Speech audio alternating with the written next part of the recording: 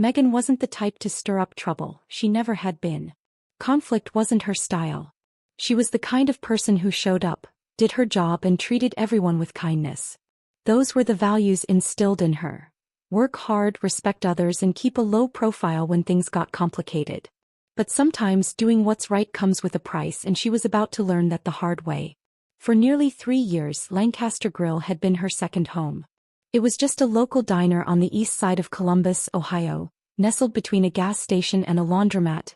Not fancy, but a place where truckers grabbed coffee, families gathered for Sunday breakfast, and the wait staff knew your order before your name. It was the kind of job you could easily take for granted. Long hours, meager pay and indifferent management. Yet Megan persevered. She had bills to pay. Her one-bedroom apartment was already pricey and her younger brother Evan was in his second year of college. He didn't know she secretly helped with his textbooks and groceries when their mom couldn't, just sending a little extra whenever possible. That's why she embraced double shifts and tolerated customers who barely made eye contact, or coworkers who saw kindness as a weakness. She'd witnessed things that turned her stomach. How Beth, a veteran waitress, ignored some patrons while charming others. How Jason, a newer server, completely avoided certain tables. How the entire vibe of the restaurant shifted based on who walked through the door. It wasn't just about money. A sharp-dressed businessman received smiles and conversation. A working-class customer in a paint-stained uniform got rushed service. And if someone looked unlikely to tip well, some staff wouldn't even bother. Megan despised it, but speaking up wasn't an option. She'd learned that lesson months ago, casually remarking on a table waiting too long while Beth scrolled on her phone. Beth had met her gaze, dead serious. "You don't get paid extra for being a saint, Megan." It was simple. Either you went along or you kept quiet. Megan chose the latter until that night. After that night, nothing would ever be the same. The dinner rush had subsided. It was a slow Wednesday evening, the kind Megan actually preferred. Fewer customers meant fewer complaints, fewer spills, and fewer forced smiles from coworkers who only bothered with charm when it suited them. She was at the counter refilling sugar dispensers when the bell above the door chimed. An older black man entered. His clothes were neat but slightly worn, a simple button-up and slacks. He carried himself with quiet confidence, but there was a subtle hesitation in his posture, a brief scan of the room before he moved forward. Megan recognized that pause. She'd seen it before, especially in customers who anticipated the kind of welcome they might, or might not, receive. And just as expected, the response was immediate. Beth, lounging against the counter, didn't even look up from her phone. Jason, joking with another server by the drink station, glanced toward the door, made fleeting eye contact with the man, then resumed his conversation. No greeting. No, "Welcome to Lancaster Grill." Just silence. Megan felt the oppressive weight of it. This wasn't an oversight. Her co-workers had made a deliberate choice. For a second she considered staying out of it. It would be easier, always was. But then she looked at the man again, standing there waiting, as if offering them a final chance to prove him wrong just this once. So Megan made her own choice. She wiped her hands on a napkin, grabbed a menu and walked directly toward him. "Evening, sir," she said, her voice warm yet casual. "Just you tonight?" The man met her eyes and something in his expression softened. "Yes, ma'am," he replied steadily. Megan smiled, gesturing toward an open booth by the window. "Follow me." "Is this booth all right?" "Perfectly fine," he said, settling in. She handed him a menu, pulling a pen from behind her ear. "Can I start you off with a drink?" "Coffee," he said, black. "Coming right up." Megan moved swiftly, pouring a fresh pot herself. She could feel Beth's gaze, sensed Jason watching, but she didn't turn around as she set the coffee down. He glanced around the diner, then back at her. "You the only one working tonight?" he asked, his voice low enough only she could hear. Megan understood his meaning. She flicked her eyes toward the others, where Beth was now whispering to Jason, both barely concealing their smirks. "Feels like it sometimes," she admitted, which drew a chuckle from him. He opened the menu, scanning the options. "What's good here?" Megan tilted her head thoughtfully. "Depends what you're in the mood for. If you want something hearty, the pot roast is fresh. But if you want my personal favorite, the grilled salmon's the way to go." He raised an eyebrow. "Is that so?" She nodded. "Promise you won't regret it." He offered a small but genuine smile. "Salmon it is." Megan jotted it down. Great choice. As she walked back to the kitchen, she heard Beth mutter, just loud enough to be heard, "She's wasting her time." Megan clenched her jaw but kept moving. By the time she placed the order and returned with a fresh coffee refill, she could feel a subtle shift in the air.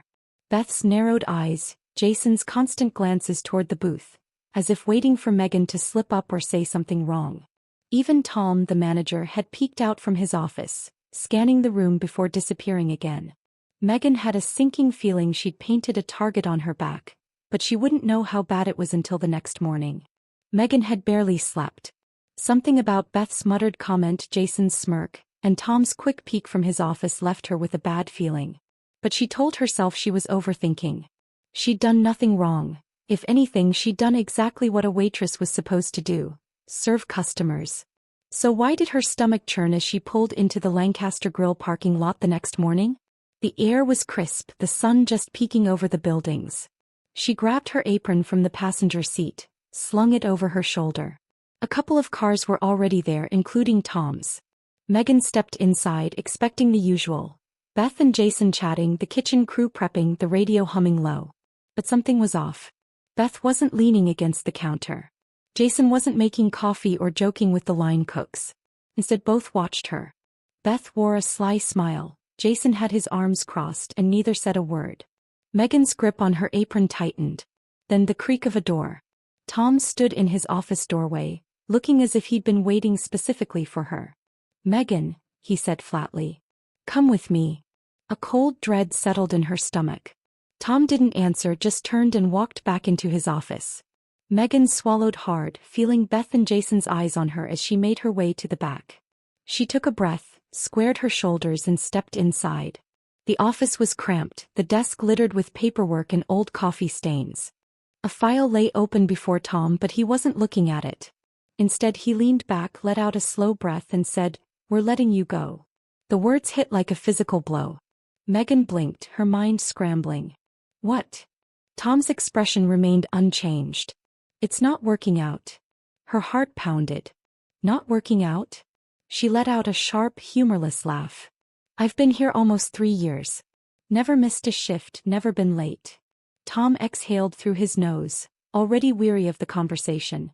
"It's a decision we've made." Megan knew what "we" meant. Her throat tightened. "This is because of last night, isn't it?" Tom didn't confirm, nor did he need to. His silence was enough. Megan felt heat rise to her face. "So I get fired for doing my job?" Tom's fingers tapped against the desk. "You can collect your final paycheck next week." That was it. No warning, no explanation, just out. Megan clenched her fists but knew arguing was pointless. She untied her apron, placed it on the chair. As she turned to leave, she paused at the door, forcing herself to look back at Tom. "You know this isn't right," she said, her voice steady. Tom didn't flinch. Megan shook her head, pushed through the door and stepped into the cold morning air. Beth was still near the counter, a knowing smirk on her face. Jason pretended to wipe a table, but his look of satisfaction was obvious. They had been waiting for this. Megan's face burned, not with embarrassment but with rage. She wanted to lash out, to call them heartless, to make a scene. But she wouldn't give them the satisfaction. She lifted her chin, walked past them without a word and pushed through the doors. For the first time in 3 years she had no job, no paycheck, no backup plan. She got into her car, slammed the door and gripped the steering wheel until her knuckles whitened. Her breath came in short, sharp bursts. How would she pay rent? How would she help Evan? Her phone buzzed. Megan ignored it at first, staring blankly at the windshield, thoughts spiraling. Then she glanced at the screen. Unknown number. She hesitated, then with a shaking hand answered. "Hello." A deep, steady, familiar voice came through the line. "Megan, this is Richard Lawson." Megan frowned. "I'm sorry, who?" "The man you served last night at Lancaster Grill." Her breath hitched. She sat up straighter. "Oh yes, sir. How can I help you?" There was a pause. Then Richard said, "I heard what happened." Megan's stomach twisted. Of course he had. News traveled fast in places like Lancaster Grill. "Yeah, well," she said, forcing a bitter laugh, "guess I should have just ignored you like everyone else." Richard's next words froze her. "That's exactly why I'm calling. Because this wasn't the end of Megan's story. It was just the beginning. Megan's grip on the phone tightened. She couldn't fathom why Richard Lawson, just another customer she thought, was calling her the morning after her firing. Her heart pounded as she sat straighter in the driver's seat. "I'm sorry, what do you mean?" There was a pause on the other end, then Richard's voice came through, steady and deliberate. "I wasn't just there for dinner last night, Megan," he said. "I was there to see how my employees treat people." Megan blinked. "Your employees?" "I own Lancaster Grill," Richard said simply. For a moment the words didn't register. She sat frozen, her breath caught somewhere between disbelief and shock.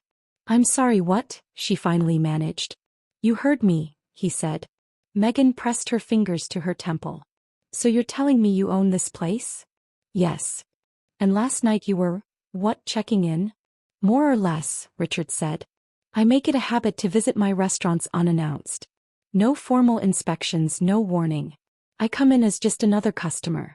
That's how you learn the truth about how a business is being run." Megan's chest felt tight. "And what did you learn?" she asked. Richard sighed. "That I have a serious problem with my staff." Megan let out a humorless laugh. "Yeah, no kidding." There was another pause, then Richard asked, "How long have you worked there?" "Almost 3 years," she said. 3 years and I've never missed a shift, never been late.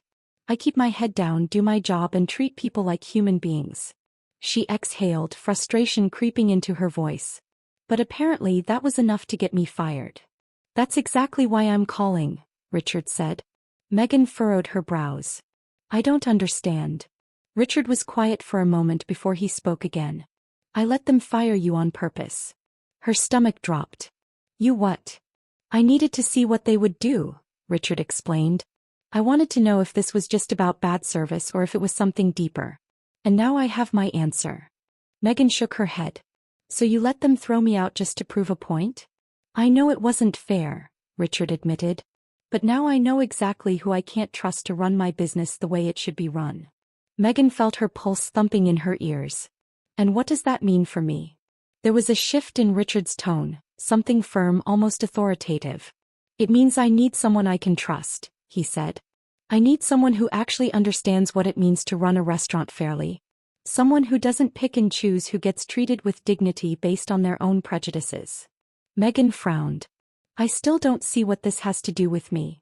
Richard's next words stopped her cold. "I want you to come back," he said, "as the new manager." Megan's breath caught, her brain scrambled to process what she'd just heard. What?" "You heard me," Richard said. "I fired your manager this morning. Tom's done." Megan's mouth fell open. "Beth and Jason are going to lose their minds," Richard continued. "I know this is sudden, but I'm not interested in anyone else taking over. You understand what matters in a workplace. You know how people should be treated. That's exactly what Lancaster Grill needs." Megan swallowed hard. "I don't know if I can do this." "Yes, you can," Richard said firmly. "And you should." She stared out the windshield, her mind spinning. Less than 24 hours ago she'd been tossed aside like she didn't matter. And now she was being offered the very position of the man who had fired her. She took a slow breath. "What do you say?" Richard asked. Megan hesitated. She could still hear Beth's mocking voice, Jason's smug silence, Tom's dismissive tone. They had counted her out, thought they had gotten rid of her for good. But now she had a chance to be the change they never saw coming. Megan lifted her chin, gripping the phone a little tighter. "I'll do it," she said. Richard let out a satisfied breath. "Good. Come in tomorrow morning. You start at 8. Megan nodded, even though he couldn't see her. "I'll be there." As she hung up, she sat in stunned silence for a moment, gripping the wheel as the reality of it all sank in. Less than a day ago she had walked out of Lancaster Grill with nothing. Tomorrow she would be walking back in as the boss. And she wasn't coming to play nice.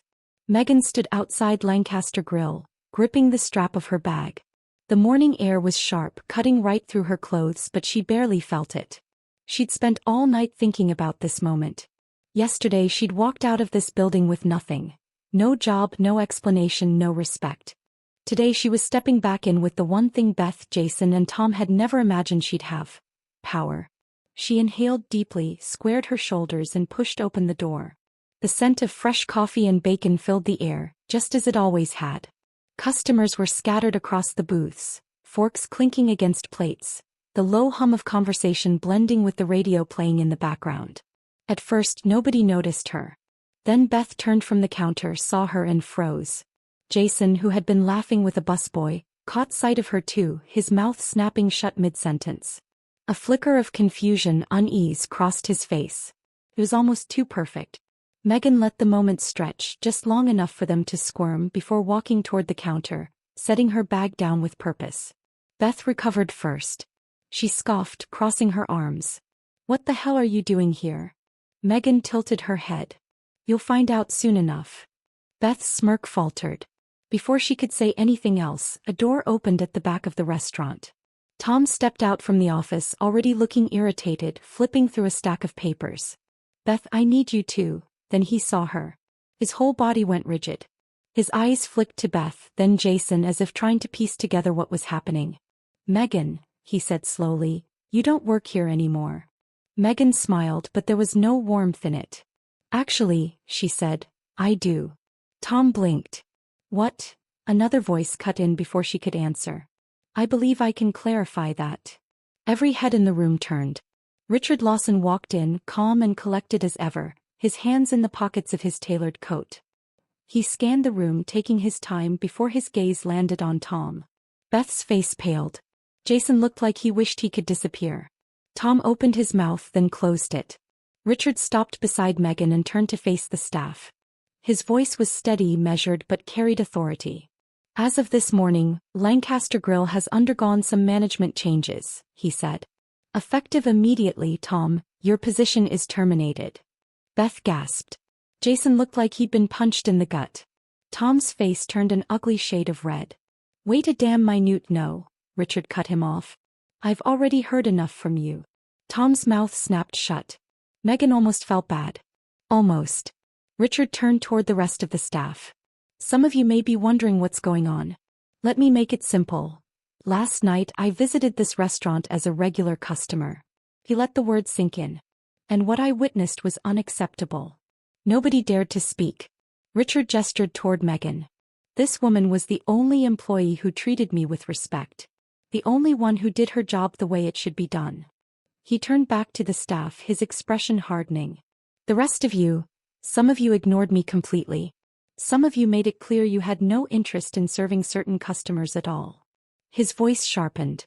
"That ends today." The silence in the restaurant was thick. Then Richard turned back to Megan. "Megan is your new manager." Beth's mouth fell open. Jason's jaw clenched. The busboy standing near the kitchen looked like he wanted to clap. Megan finally let herself smile.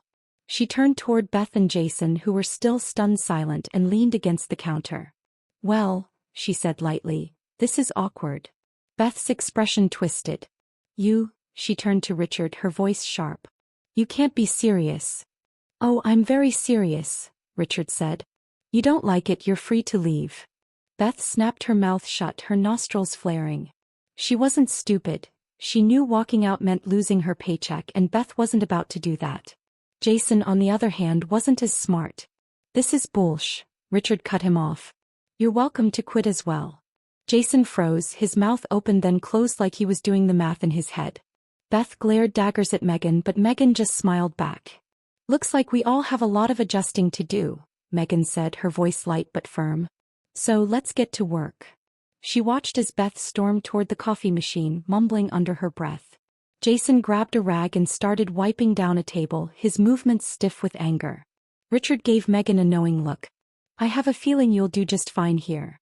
Megan exhaled, watching as the restaurant settled into a new reality, one where she was in charge. And for the first time since she walked into this building 3 years ago, she felt something she hadn't before: respect. The next few weeks were interesting. Megan had anticipated resistance. She welcomed it.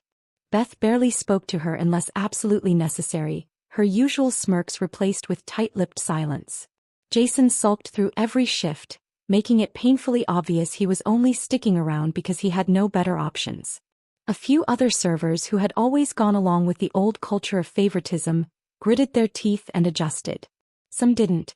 A couple of employees quit in the first week, Not bothering to give notice, simply storming out when it became clear that the old ways, the unspoken rules about who deserved good service and who didn't, were over.